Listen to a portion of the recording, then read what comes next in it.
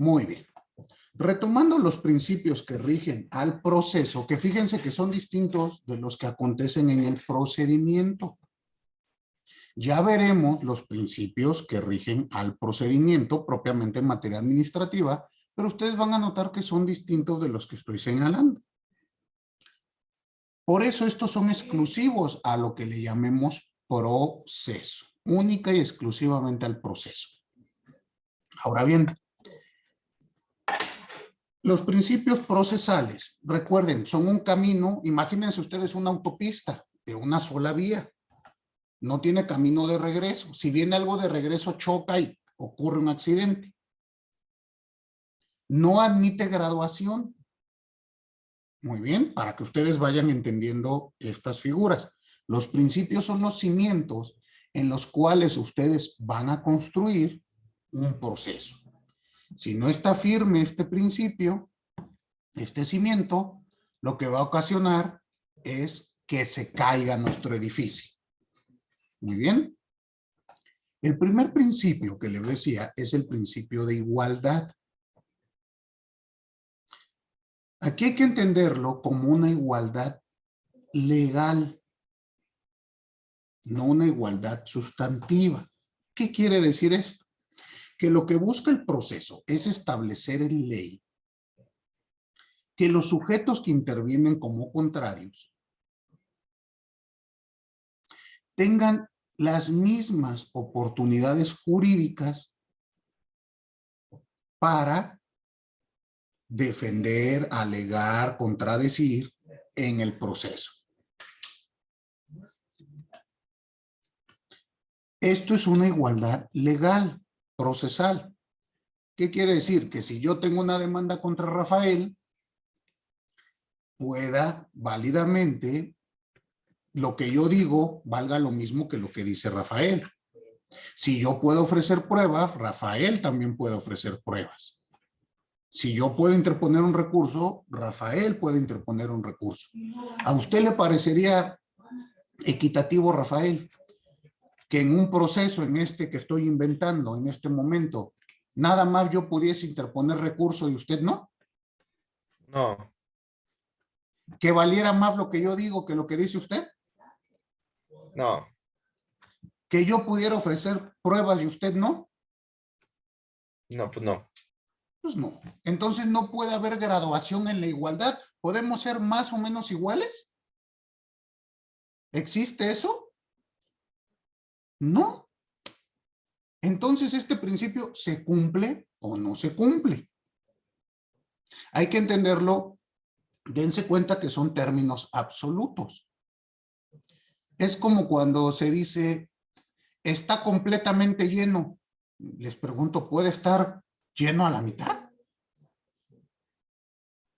¿Qué piensan? O lleno es un término absoluto.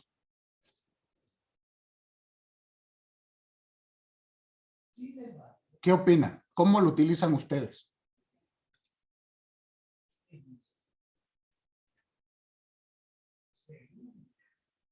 ¿Nunca han escuchado cuando están viendo el fútbol o algo que dice el comentarista, el estadio está completamente lleno? ¿Y no les llama la atención la frase? ¿O no les suena algo como, se los vuelvo a repetir? ¿No? ¿No les parece reiterativo? O les pregunto, ¿ustedes han tenido un vaso medio lleno? ¿Qué no lleno quiere decir que está al ras? A ver, explíquenme. ¿O qué piensan? Porque dense cuenta que al rato, cuando ustedes salgan al proceso, se van a encontrar con que a veces la autoridad quiere hacer graduaciones de los principios. Sí estamos respetando el principio de igualdad, pero poquito. En esta etapa usted tiene poquito menos igualdad que en la que sigue. Les pregunto a ustedes, ¿eso es lógicamente aceptable? O tienes igualdad o no tienes igualdad. No puede ser más o menos igual. Pero vamos a notar que en la práctica los principios a veces se ven difuminados. ¿Queda claro? Muy bien. ¿Dudas con el principio de igualdad? Reitero, es una igualdad legal, no sustantiva. ¿Qué quiere decir esto? Que el que es rico antes de entrar al proceso sigue siendo rico en el proceso. ¿Están de acuerdo? Y el que es pobre, pues es pobre. No podemos igualdad esas armas o esos recursos fuera del proceso. Lo que podemos hacer es que en el proceso el rico puede interponer un recurso al igual que el pobre. ¿Queda claro? Muy bien. Entonces pasemos al segundo de los principios. ¿Cuál sigue, por favor? El de imparcialidad es que igual la clase pasada se había saltado. Empezó por igualdad en lugar de imparcialidad. Ok, entonces ahora sigue imparcialidad. Regresemos entonces al tema del principio de imparcialidad. ¿Qué quiere decir este principio? Hay que entender que el juzgador no puede tener un interés inmediato o mediato respecto de la solución del conflicto o algún interés subjetivo respecto de beneficiar a alguna de las partes.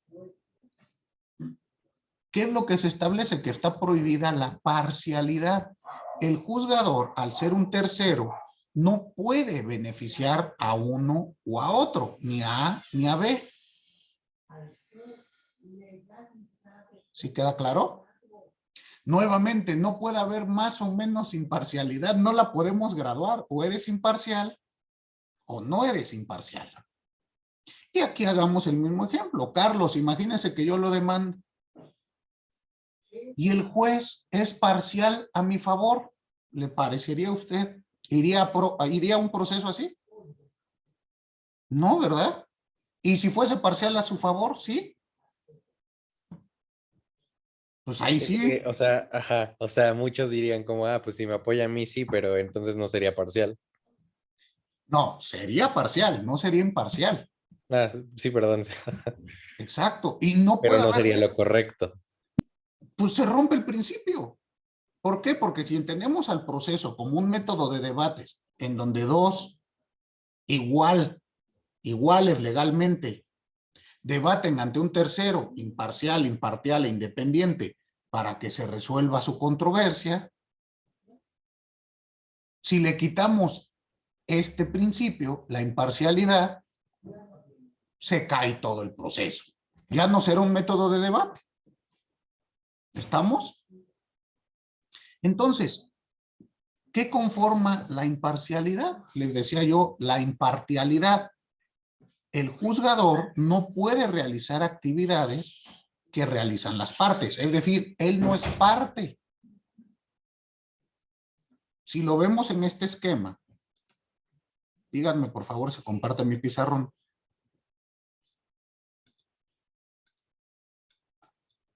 Piensen ustedes lo siguiente.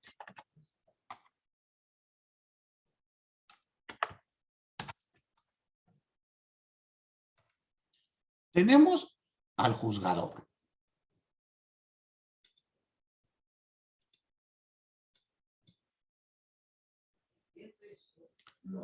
Tenemos al accionante.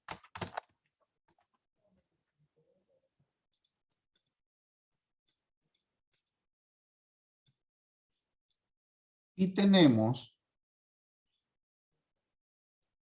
al reaccionante. Estos tres sujetos son los sujetos principales del proceso.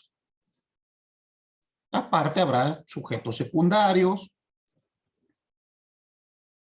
pero estos son los principales. Si falta alguno de estos, no hay proceso. ¿Están de acuerdo?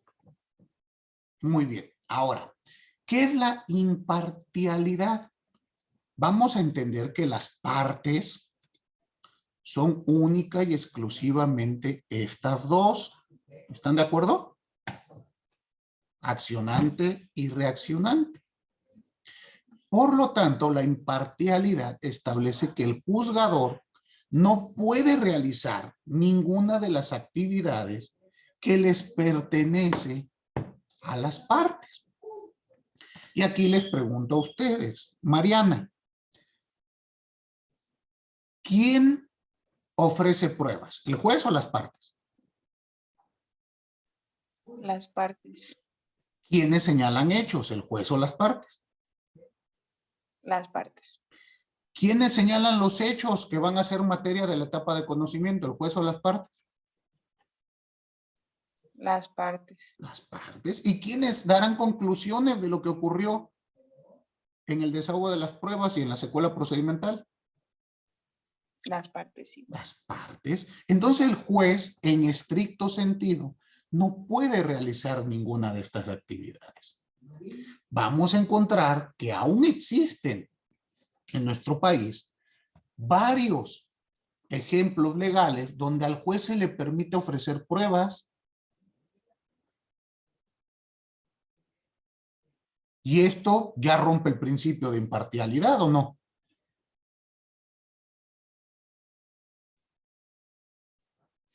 Vuelve al proceso, lo vuelve inquisitivo. Cuando el juez sale a buscar pruebas y a probar hechos, ya no estamos hablando de un proceso, estamos hablando de una inquisición. ¿Queda claro? Entonces, la imparcialidad, igual, no puede ser el juez parte un ratito y parte no, es término absoluto. O eres o no eres. Muy bien. Y el siguiente elemento de este principio es la independencia. El juzgador debe de ser independiente.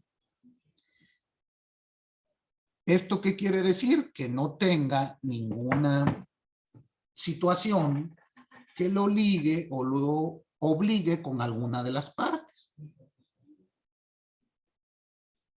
Además, debe de tener estabilidad en su empleo y un sueldo digno que le permita tener esta independencia. Nosotros vamos a ver que en los procedimientos que se ven en materia ambiental, muchas veces una de las partes es una autoridad, es decir, el propio Estado. Y yo les pregunto, ¿ustedes irían a un proceso donde el juez que tiene que resolver si el Estado actuó bien o mal, pues dependa del propio Estado? No habría independencia. Bueno, posiblemente no haya independencia. Por eso ustedes ven que nuestros tribunales tienen una autonomía en materia contencioso-administrativa. ¿Sí queda claro? Porque si no, pues, y este es uno de los grandes problemas que se tienen en materia administrativa. Esta sospecha de que los tribunales, al pertenecer al propio Estado, pues siempre van a resolver a favor de él. Ya lo analizaremos en su momento. A veces es infundado ese argumento, a veces no. Muy bien. Pero mientras, entiéndanlo así. Parte de la misma independencia es que no exista razones subjetivas del juzgador que puedan impactar a su imparcialidad, como lo puede ser que sea familiar, socio, amigo, enemigo de alguna de las partes. Eso impedirá la imparcialidad. ¿Quedó claro entonces este principio? Muy bien. ¿Qué principio sigue? Para que no me salte de los que le di.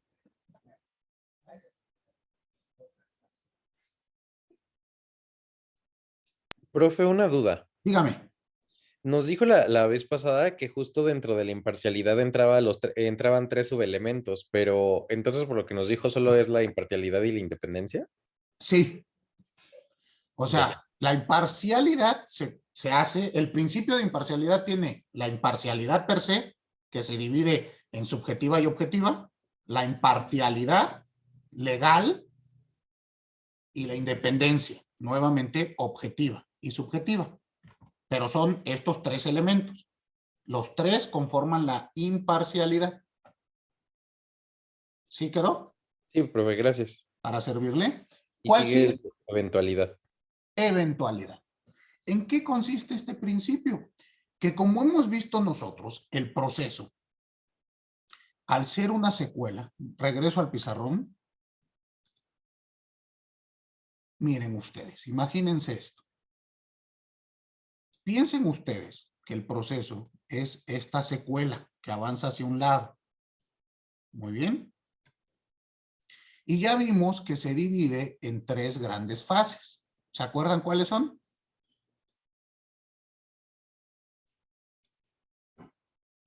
¿Las 3 es? Exactamente, las tres es así. ¿Cuáles son las tres es? Conocimiento, confirmación y conclusión. Muy bien. Veamos en qué consiste este principio de eventualidad. El principio de eventualidad nos indica que cuando una fase inicia, en este caso la primer C, conocimiento. Una vez que esta fase inicia, va a tener diversos momentos procedimentales. Y llegando a la etapa de cierre, que da origen a la siguiente etapa, confirmación,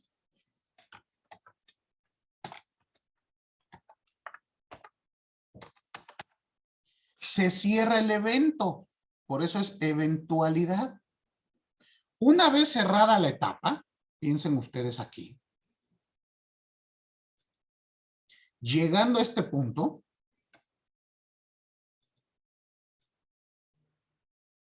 donde ya se cierra la etapa, no podemos volverla a abrir.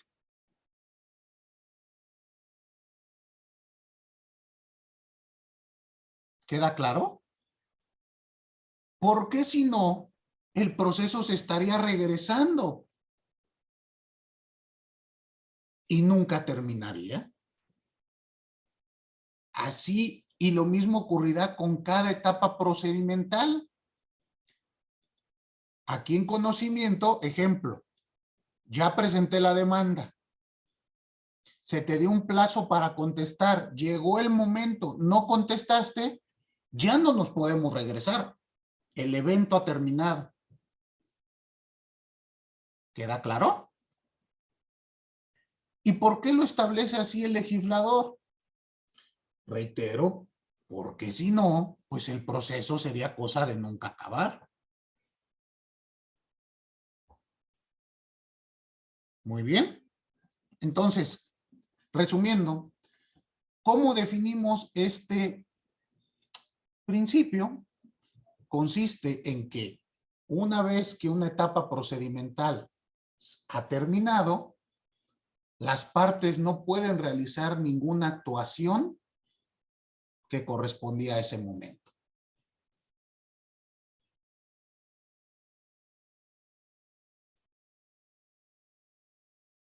Muy bien. Pasemos al siguiente principio.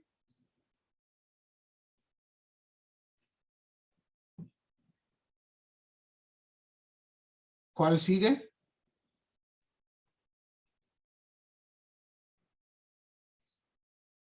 El de caso juzgado. Ajá. Caso juzgado.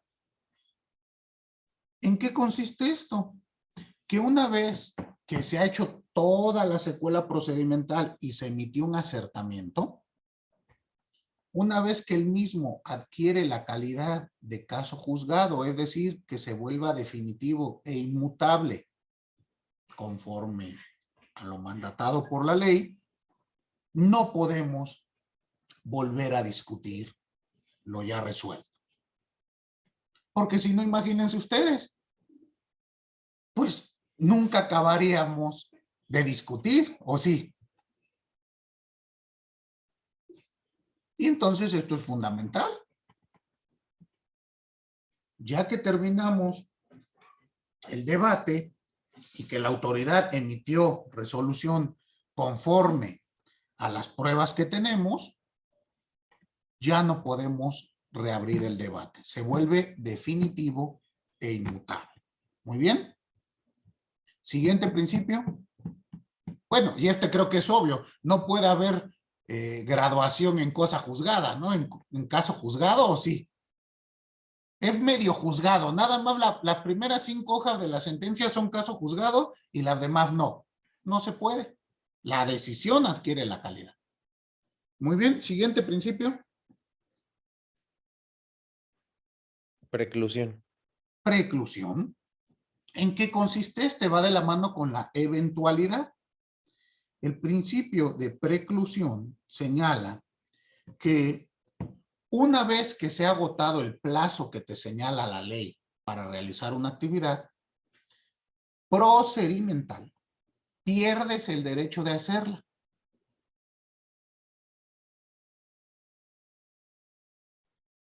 Ejemplo, usted tiene 8 días para interponer un recurso.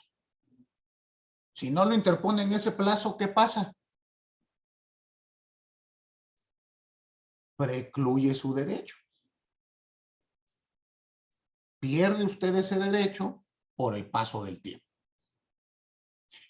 Fíjense cuál es la finalidad de esto, que avance el proceso. Porque si no, nos quedaríamos estancados. ¿Sí queda claro? Muy bien. Son todos los principios, ¿no? Perfecto. Ahora, ayúdenme ustedes a llenar nuestro cuadro de los procedimientos, de las instancias. A ver, el proceso, de acuerdo a todo lo que acabo de platicar, ¿es una instancia de origen primario o de origen secundario? Primario. De origen primario. No necesita de ninguna otra instancia para llegar a la vida jurídica. En materia contencioso-administrativa, ustedes me van a decir, pero maestro, para que yo interponga un juicio de nulidad, pues requiero que haya un acto administrativo previo, ¿no? Un acto de autoridad. Les diré, tienen razón hasta cierto punto. En primer lugar, la competencia del Tribunal Federal de Justicia Administrativa ya no es únicamente como un tribunal de nulidad o de anulación. Hoy en día tiene competencia y jurisdicción plena. Tan es así que puedes acudir para constituir derechos o la declaración de derechos a tu favor, como en el caso de pensiones federales o en el caso de responsabilidad patrimonial del Estado. Si bien es cierto que necesitamos un acto administrativo previo que puede surgir de un procedimiento, ustedes también van a notar que el juicio contencioso administrativo es autónomo.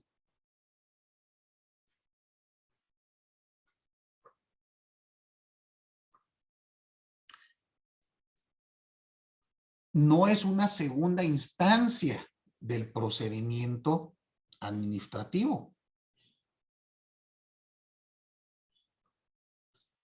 Tan es así que yo puedo interponer contra un acto administrativo, pensemos una declaración de crédito fiscal, puedo interponer recurso de revocación y después juicio de nulidad. O puedo interponer directamente juicio de nulidad. Lo que yo quiero que ustedes entiendan es que tiene una autonomía el juicio de nulidad. No lo vuelve instancia de origen secundario, sino lo vuelve una acción procesal con naturaleza impugnativa. ¿Sí notan ustedes la diferencia o no? ¿Sí? Muy bien. Entonces es de origen primario. ¿Con pretensión o sin pretensión? Sí, El sí proceso, tiene dígame Mariana, no la escuché. que sí tiene pretensión. Con pretensión. ¿Y cuál es el contenido pretensional del proceso, Mariana? Pues que el juez reciba la información que está emitiendo el accionante y por otra parte creo que también, como aquí intervienen las tres personas, creo que también es que en este caso el reaccionante pues cumpla con lo que está pidiendo. Muy bien, Mariana. Martínez Ruiz, muy bien. Exactamente, en este proceso, el contenido pretensional es uno, que se inicie un proceso, obviamente, pero lo más importante, que el reaccionante cumpla con la pretensión que hace el accionante. Yo cuando voy ante un proceso, quiero que Carlos me pague, ¿no? Quiero que se declare a mi favor, no sé, la venta forzosa de un inmueble. Quiero que salga absuelto la persona que estoy defendiendo. Tengo pretensiones, ¿se dan cuenta?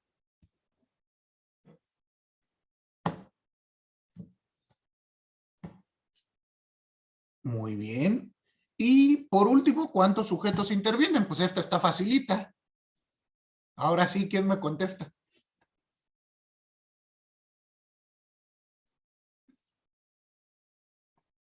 ¿Quién dice yo? ¿Cuántos sujetos intervienen? Pues intervienen 3 sujetos que sería el accionante, el reaccionante y el juzgador. Ok, y si me lo hace, por favor, con las preguntitas que yo les he recomendado, ¿cómo sería? Sería quien pretende el accionante, Eso. ante quien pretende ante el juzgador y a quien pretende al reaccionante. ¿De quién pretende? Del reaccionante. Aquí dense cuenta ustedes que sí se pretende del reaccionante. Ya no pretendo de la autoridad. Muy bien, muchísimas gracias, Karen. Bueno, con esto terminamos de explicar qué es proceso. ¿Alguna duda? Muy bien. Pasemos entonces a la siguiente instancia, que es el reacertamiento. Aquí, si ustedes recuerdan la recomendación que les hice en el sentido de estudiar las palabras desde un punto de vista etimológico, aquí ustedes encuentran una palabra que ya conocen, ¿no? Acertamiento. ¿Se acuerdan qué es un acertamiento? ¿Quién me define qué es un acertamiento? Carlos dice, maestro, eso lo vi hace 2 semanas. ¿Cómo se le ocurre que me voy a estar acordando de eso? Hasta el día del examen veo. ¿Quién se acuerda qué es un acertamiento? ¿Usted, señorita Elsa? Pues recuerdo que es como, o sea, que es una resolución. ¿Sí? Grosso modo, una resolución, pero una resolución emitida ¿en dónde? En un procedimiento. Exactamente. Entonces, es la resolución que pone fin a un procedimiento. Y en esta palabra que estamos viendo, hay un prefijo, la letra re, reacertamiento. Les pregunto en el idioma español, ¿este prefijo re qué quiere decir?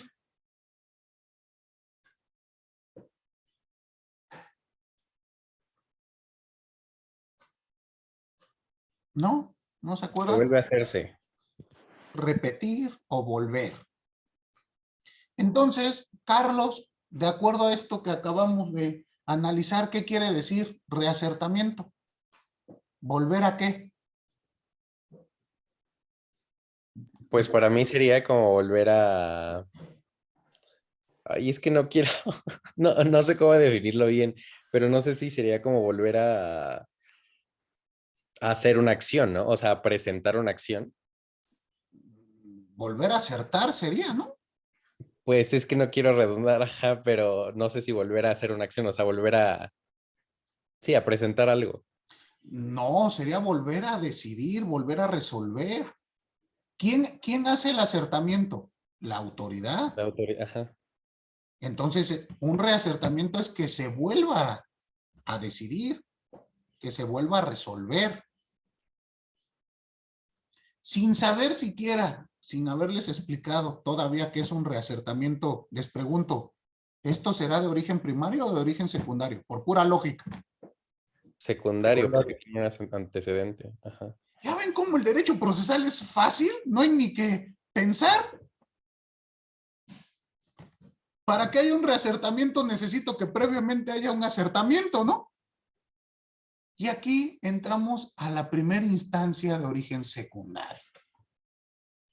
El reacertamiento es lo que comúnmente llamamos recursos.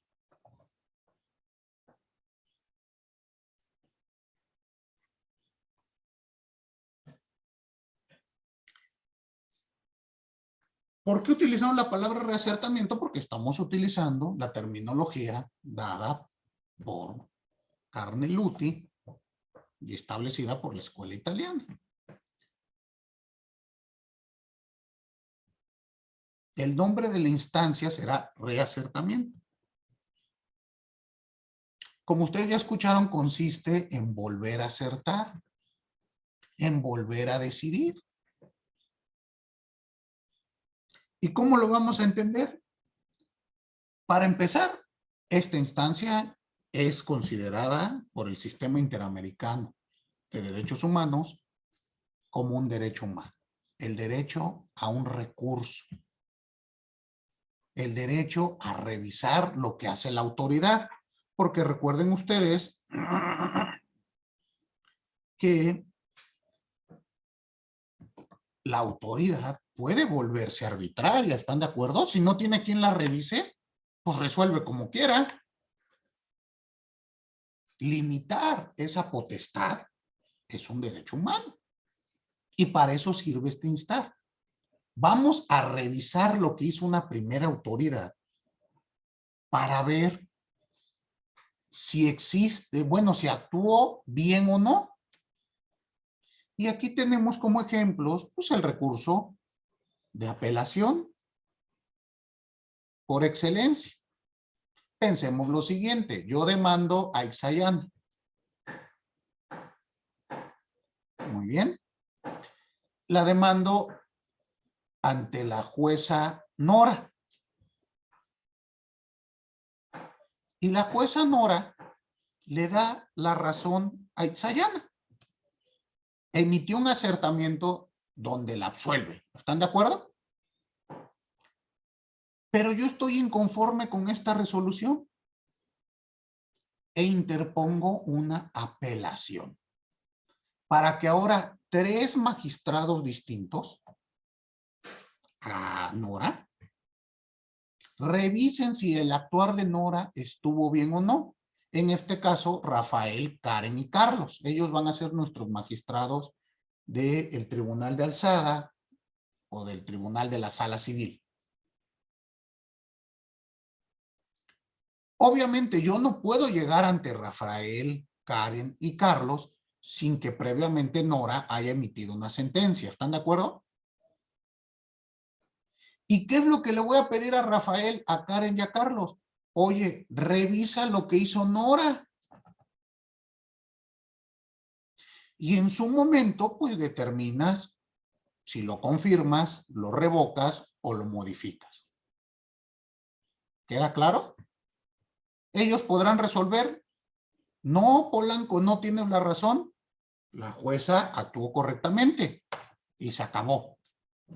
O 2, tienes razón, Polanco, actuaron indebidamente y hay que modificar esa resolución. ¿Queda claro?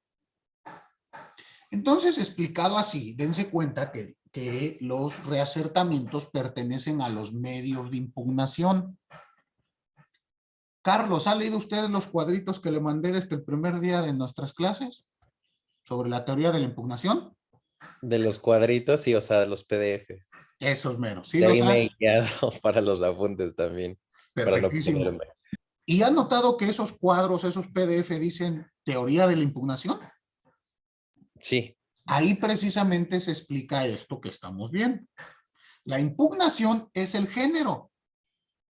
Hay distintas formas para impugnar. Una de ellas es la impugnación mediante reacertamientos. Y también tenemos impugnación mediante acciones procesales con contenido impugnativo. Muy bien, entonces chéquenlo ahí, denle una revisadita para que no se confundan, porque a veces pensamos que el recurso es el género y no, el recurso es solo una especie, el reacertamiento. Muy bien. Partiendo de esta explicación que di, ayúdenme ahora a llenar nuestro cuadrito. ¿El reacertamiento es una instancia de origen primario o de origen secundario?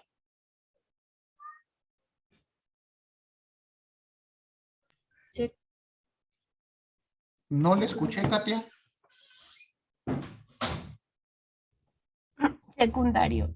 De origen secundario, eso ya nos creo que quedó claro. Muy bien, ¿es con pretensión o sin pretensión?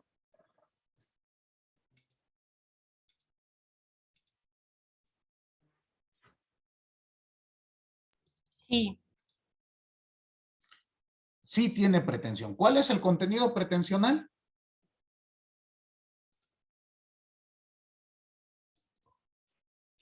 Como volver a que el acertamiento sea a mi favor.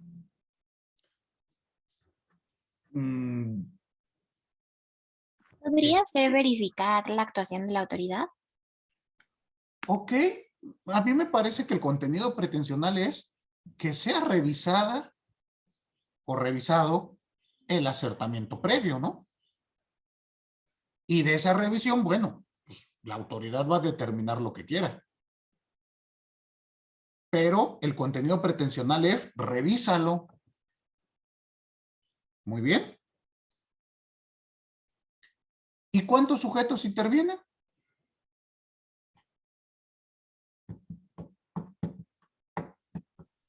Dos, Dos. ¿Cuáles son, Mariana?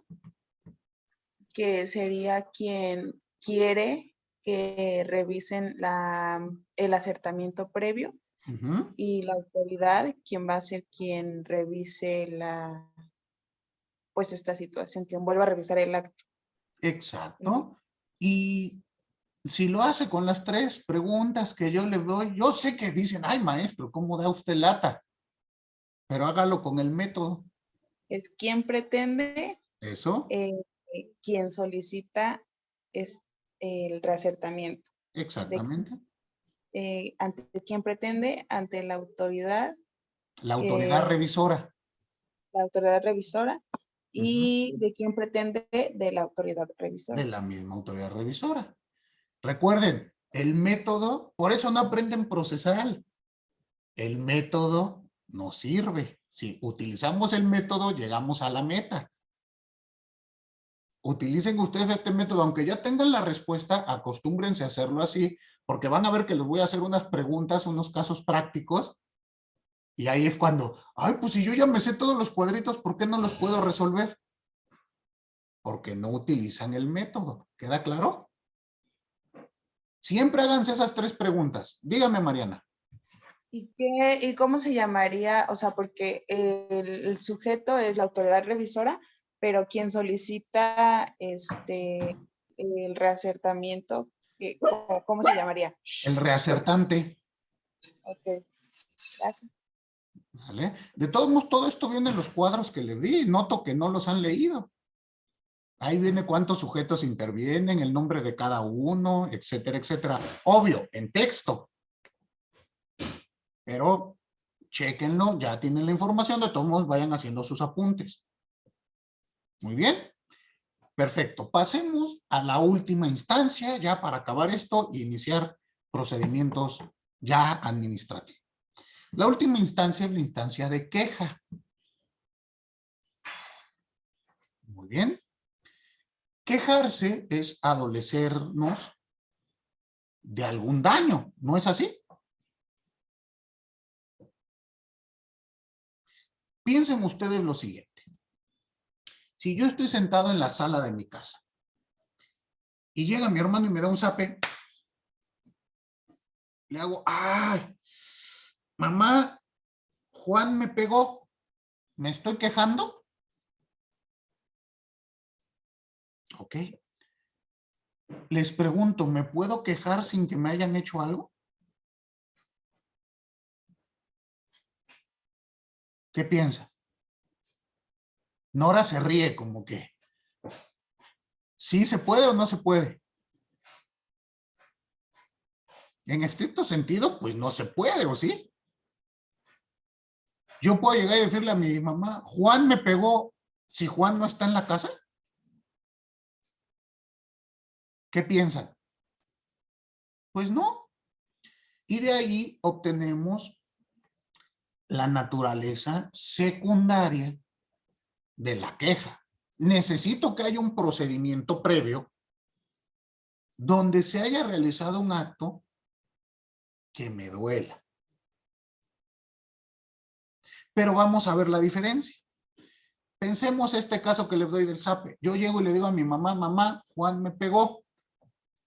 Les pregunto a ustedes, ¿para qué le digo eso a mi mamá? ¿Cuál es mi pretensión?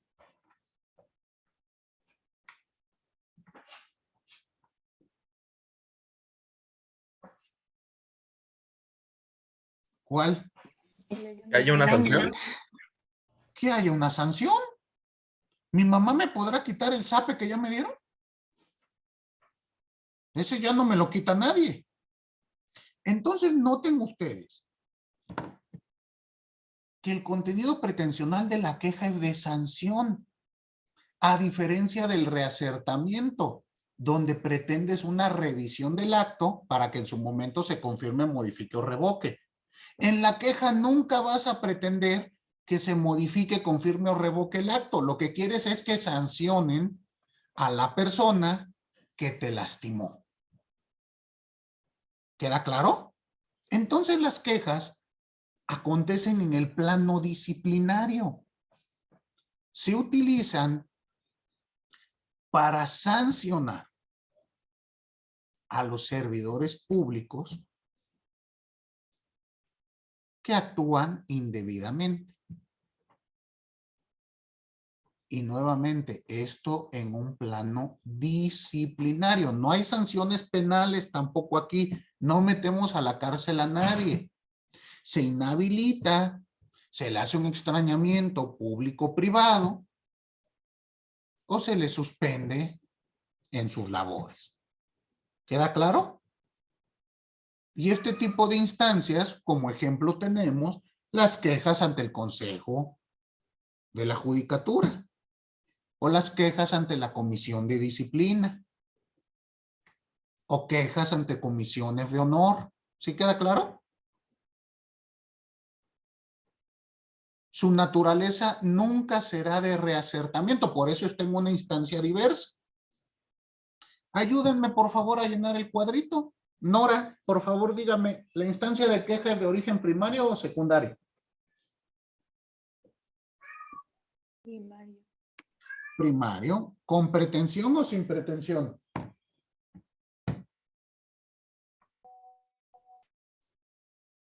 ¿Perdón? Ah, con pretensión, perdón. Con pretensión. ¿Cuál es el contenido pretensional? Ah, pues que se investigue.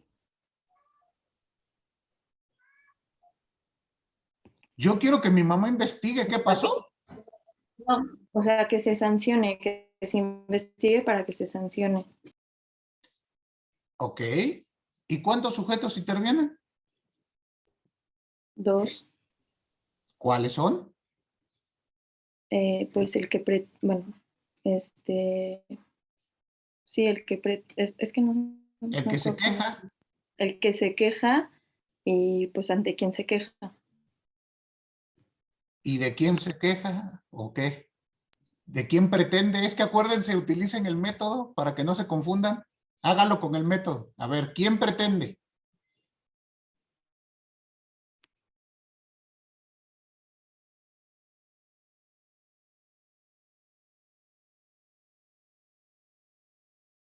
En este caso, ¿quién pretende? Pretende el que se queja. Exacto. Quejoso podríamos llamar. Ande, perdón, es que se me está trabando. ¿Se está trabando mi audio? No, no sé si es el mío o el suyo, pero no alcancé a escuchar lo último. Ya, yo sí le escucho bien. Ahora, ¿usted me escucha bien? Sí, Ok, le pregunto, ¿quién pretende? el que se está quejando, Muy el bien, que pretende que el que se la está quejando. acepten. Podemos llamarle también quejoso. Sí, ¿Ante quién pretende? ante la autoridad, Exacto. ¿Y de quién pretende? ¿Quién quiere que sancione? pues la autoridad sancionadora, el mismo que, bueno, la misma autoridad. Ante quién se pretende. Perfecto, entonces tenemos que intervienen dos sujetos. Muy bien, con esto hemos terminado el cuadro. ¿Tienen alguna duda ya con las instancias? ¿O no? Dime, Carlos. Profe, a mí me surge una porque dijimos que esta era primaria, no es No, secundaria porque justo, es secundaria. ah, ¿Dije es que primaria decía yo? primaria, ajá, y dije, pero que no tuve Ah, que haber el perdón, SAPE perdón, primero, ajá, dije que perdón. no estuvo el SAPE para que Se lo me fue, se me castigaran. fue. Es de origen secundario. Ujú. Es de origen secundario porque requerimos un procedimiento donde me lesionen para yo pretender la sanción. Muy bien. ¿Alguna otra duda? Perfectísimo. ¿Van a confundir? Rafael, ¿vas a volver a confundir procedimiento con proceso? No, por eso espero. O ahora, en tu siguiente clase que llegues y te pregunten, ¿qué es eso de proceso y procedimiento? Vas a decir, maestro, olvídese del cuadrito y la línea de proceso. El loco de Polanco nos enseñó otras cosas que no le entendí nada, pero sé que proceso es distinto que procedimiento. No sé bien qué son, pero son distintos. Así será. Espero que no. Por lo menos cuando te vea en la maestría, espero que a mí, aunque sea, me des por mi lado y me digas, sí, maestro, sí sé qué es proceso y qué es procedimiento. Bueno, ¿a qué nos lleva esto? Ya hablar propiamente del procedimiento en materia ambiental. Nuestra siguiente clase iniciamos con procedimientos administrativos en materia ambiental. Propiamente vamos a ver procedimientos de inspección o de revisión. Muy bien. Por lo tanto, traigan su LEGEPA. Bueno, no traigan, tengan a la mano su LEGEPA y ayúdenme a identificar estos procedimientos. Vamos a iniciar con los procedimientos que la autoridad realiza sin necesidad que los pida nadie. Muy bien. Y después ya veremos los procedimientos propiamente de reacertamiento en materia ambiental, que será el recurso correspondiente de revisión. Muy bien. Perfecto. Bueno, pues muchas gracias a todos y a todas. Nos vemos por acá el día viernes. Excelente resto de jornada. Hasta luego. Igualmente. Gracias, profe. Nos vemos.